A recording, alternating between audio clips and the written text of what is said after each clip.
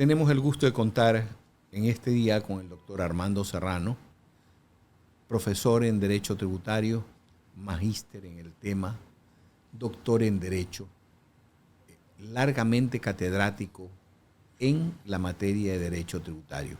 Es un gusto tenerte con nosotros, Armando, y nada más preciso en este momento que la discusión de la reforma planteada en el campo tributario por el presidente de la República. Bienvenido, Armando. Muchas gracias. Permítame, como siempre, expresar mi satisfacción por estar en este panel con la grata compañía de suya y de su teleaudiencia. Gracias, Armando. Vamos directamente al grano. El presidente de la República, en sus primeros 15 días de gobierno, ha entregado un proyecto de reforma tributaria a la Asamblea Nacional. Ese proyecto de reforma tributaria me da la impresión, poniéndonos a contabilizar tiempos y plazos, me da la impresión que no es hechura del equipo del presidente de la República. Esto aquí es una extracción de algún proyecto que tenía seguramente el SRI y que viene desde atrás, porque es muy corto el tiempo para elaborar un proyecto de este tamaño, de esta dimensión. ¿Usted qué piensa? Como es de su conocimiento, yo he ocupado algunos puestos públicos y la experiencia que tengo es que generalmente el entendido en temas tributarios es el Servicio de Rentas Internas. Y esa estructura todavía no ha sido cambiada, de tal manera que lo que esa estructura puede hacer es lo mismo que hizo en ocasiones anteriores. De tal manera que este proyecto tal vez tenga alguna parte sustancial que le ha puesto el presidente de la República, pero en su gran mayoría el cuerpo, la estructura, los contenidos responden a la estructura del Servicio de Rentas Internas. Si vemos así, entonces, podríamos hablar de que este proyecto de reforma tributaria ¿tiene tintes fiscalistas o realmente está dirigido a generar una mayor producción económica en beneficio nacional? Bueno, el tributo como tal es un instrumento y ese instrumento puede servir para muchísimas cosas. En este caso concreto, la realidad fiscal que tiene este gobierno lo obliga a hacer una recaudación muy fuerte. Y definitivamente este es un proyecto recaudatorio. Definitivamente pretende por una vía recaudar algo así como 800 millones y por otra vía algo así como 1.300 millones. Están hablando de una recaudación de más o menos 2.000 millones que cubriría parcialmente el déficit del hueco fiscal que tiene el gobierno. ¿Por qué lado vendrían los 800 y por qué lado vendrían los 1.300? Bueno, hay parte de las bases sustanciales para este proyecto es lo que se llama la pelea de los PEPs o la erosión de bases imponibles, evitar la erosión de las bases imponibles y traslados de beneficios. Eso significa de alguna manera evitar que las bases susceptibles de ser sometidas a un impuesto, a un gravamen, se reduzcan, se disminuyan. Y de esa manera se aplica lo que ahora conocemos ya como una autorretención de tributos.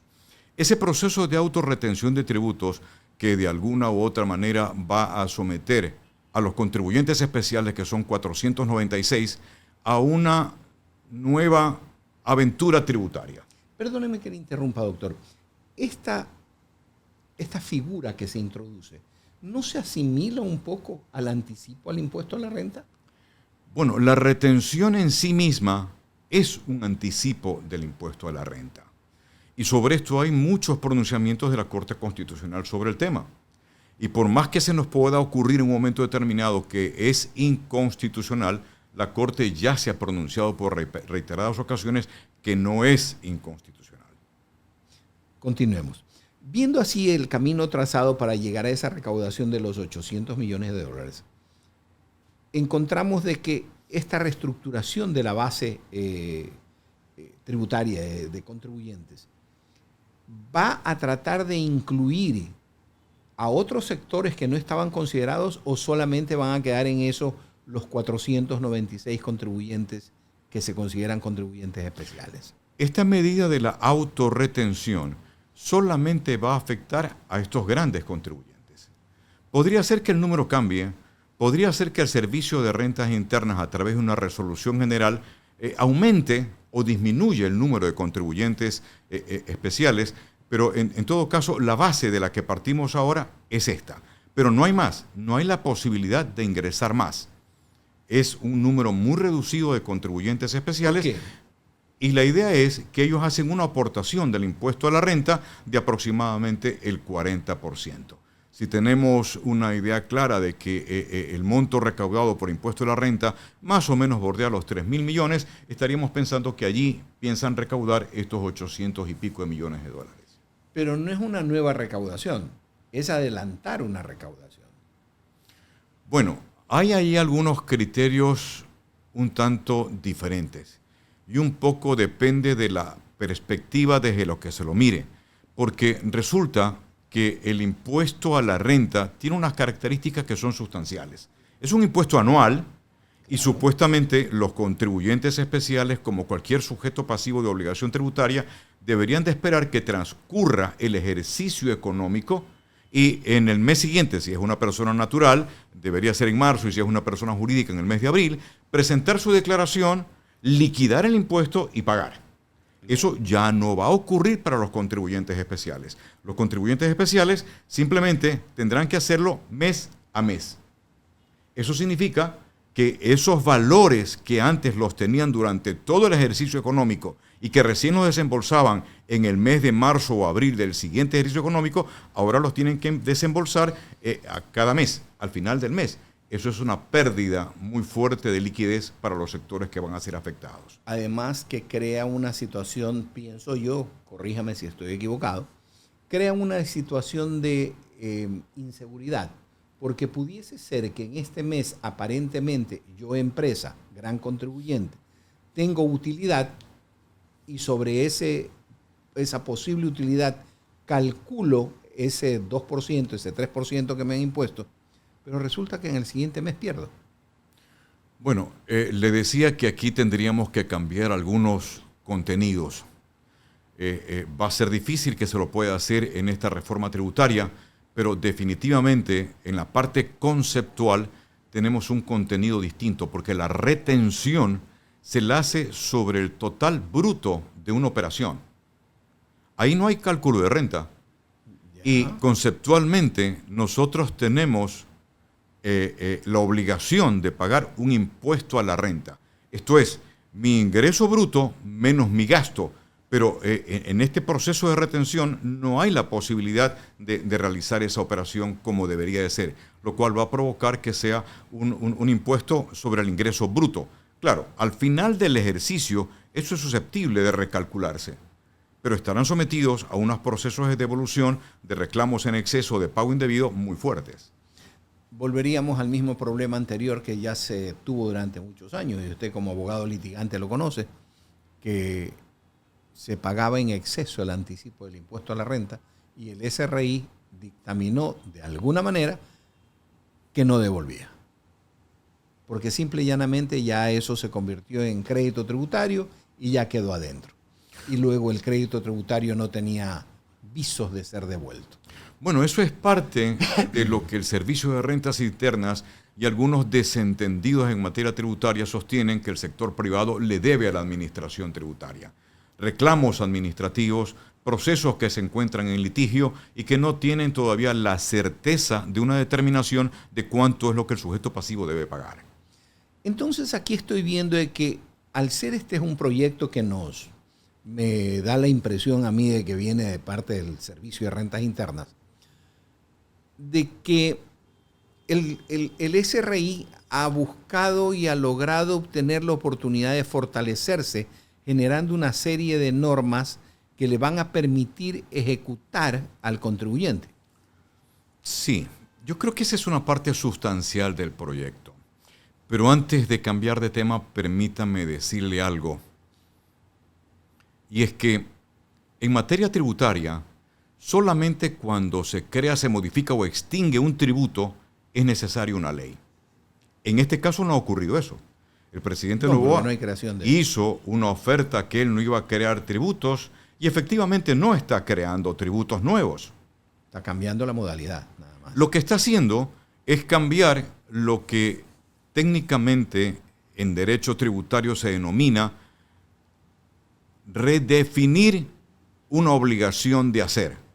Antes, la retención siempre se producía respecto de una operación realizada con un tercero. Y ahora lo que va a haber es una retención a su propia operación, es decir, una autorretención. Pero lo sustancial de esto y lo que quiero destacar es que no había necesidad de una ley.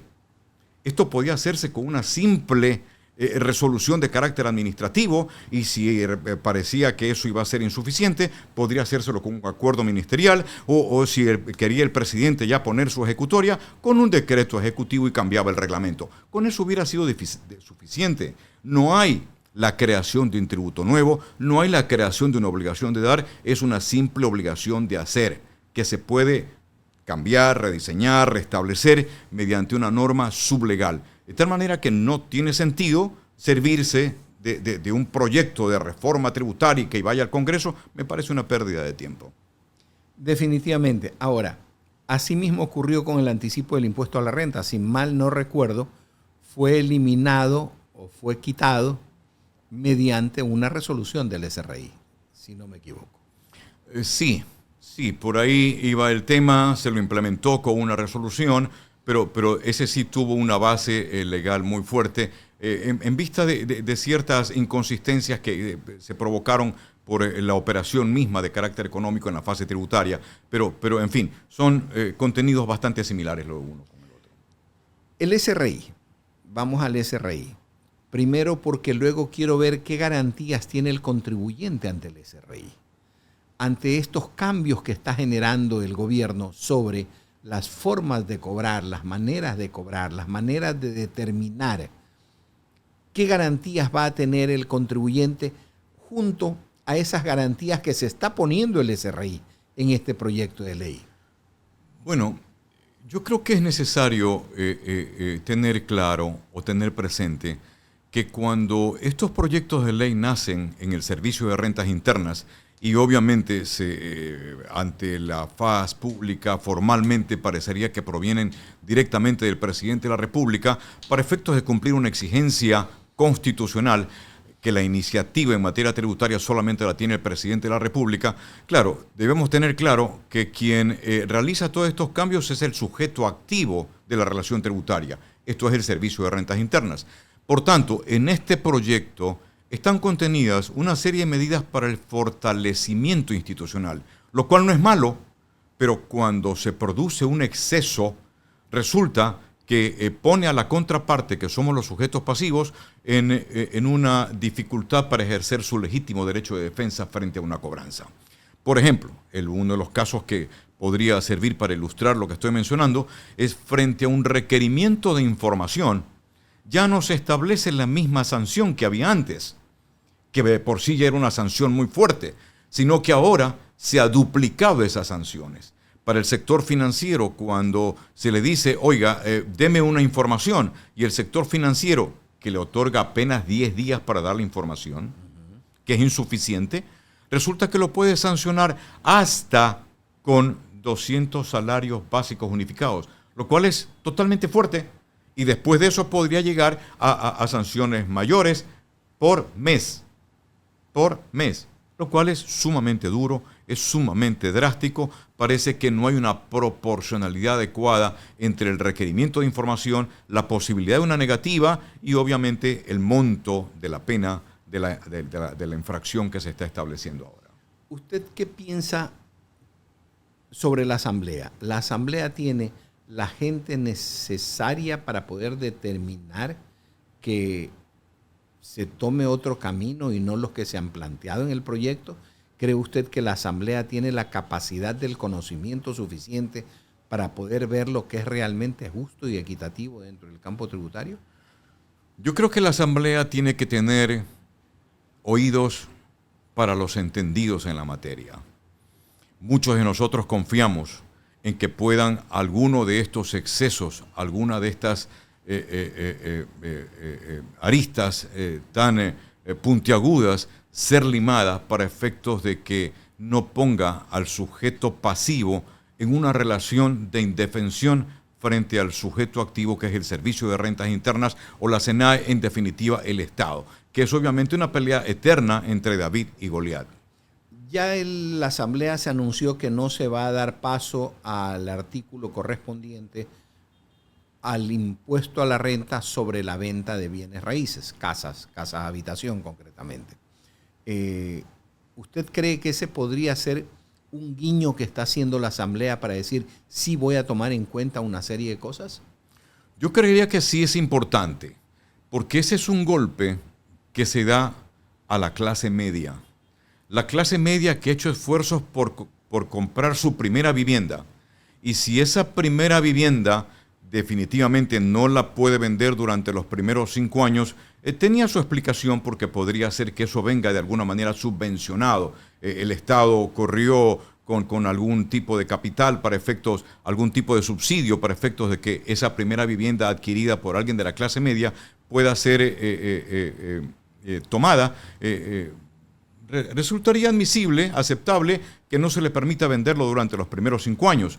Pero, en fin, yo creo que está haciendo bien, de alguna manera, la Asamblea en no cobrar esos impuestos, porque definitivamente impide la fácil movilidad de la clase media para una mejor posibilidad, para una mejor oportunidad, que no siempre se presenta dentro de los parámetros que generalmente están establecidos en la norma, ¿no? Considerando que se nos acaba el tiempo, doctor, tenemos otros problemas. Por ejemplo, tenemos el tema que se desarrolla en el proyecto de ley sobre la inversión, sobre la factibilidad de empujar la inversión a través de beneficios fiscales, de beneficios tributarios. ¿Usted cómo conceptúa lo planteado en ese sentido? Que es válido, es totalmente válido. Parecería que proviene esto, sí, directamente del presidente de la República. Él tiene interés en que la juventud, los chicos que van de 18 hasta 29 años, tengan una oportunidad laboral. Y claro, si alguna empresa los toma, va a tener la deducibilidad de ese gasto hasta una tablita que está prevista en el proyecto, hasta el 99%. Pero lo que sí hay que tener claro es que este instrumento fiscal solo no va a poder conseguir ese propósito. Habrá que de alguna manera ver otros mecanismos que no necesariamente requieren una normativa con jerarquía de ley. Puede ser que requieran simplemente una fase administrativa, un decreto ejecutivo, una resolución de carácter general para efectos de dar facilidades a la empresa, facilidades de carácter económico, préstamos en la CFN, préstamos en el BIES o lo que fuera, para efectos de tomar o ampliar la empresa, para efectos de tomar esta mano de obra joven de manera abundante, de manera significativa. Eso me parece interesante, y además en ese mismo sentido de incentivar la inversión, está la propuesta de las zonas francas, que me parece sumamente interesante, y el tema de las alianzas públicas-privadas, que es un atractivo definitivamente bocado de cardenales. Algo leí de que se estaba impulsando también el tema dentro de las zonas francas y dentro del ramo de importación-exportación. Se estaba dando cierto impulso a efectos de lograr de que los productores nacionales tengan beneficios en cuanto a generar productos para exportación, drawback, zonas francas, etcétera. ¿Cómo ve el conjunto ya del tema aduanero, dada su expertise en el campo? Me parece muy bien, me parece muy bien. Nosotros teníamos zona franca y realmente no tuvimos como país una experiencia parecida a lo que tuvieron nuestros vecinos, y por alguna razón de orden político se dejó sin efecto este tema de las zonas francas y se creó las sedes. Las sedes definitivamente no tienen la misma naturaleza jurídica que una zona franca, es muy diferente, y por eso no han prosperado ni prosperarán. La zona franca vuelve con las características anteriores y mejorada. Antes teníamos las zonas francas públicas y ahora además se está agregando lo que se llaman las zonas francas unipersonales. Este es un criterio muy viejo. Cuando Colombia implementó esta nueva variedad de zonas francas, que fue hace unos 10 o 15 años atrás, cuando nosotros justamente abandonábamos el modelo de zonas francas, Colombia amplió a las zonas francas unipersonales y han funcionado maravillosamente y sirven de instrumento de crecimiento económico y social en Colombia maravillosamente, extraordinariamente. Ahora tenemos esa figura jurídica más o menos en la misma dimensión que la colombiana. Y claro, tiene unas características para mí un tanto mal redactadas en el proyecto, porque parecería que las personas que lo han hecho no conocen muy bien del tema de aduanas, pero en definitiva, la zona franca debe de ser por una ficción legal territorio extranjero. Por esa razón, Así es. esto no se dice en el proyecto, pero lo que sí se dice es la consecuencia. Es que una mercadería que se encuentra dentro de la zona franca y pasa al interior del país es una importación.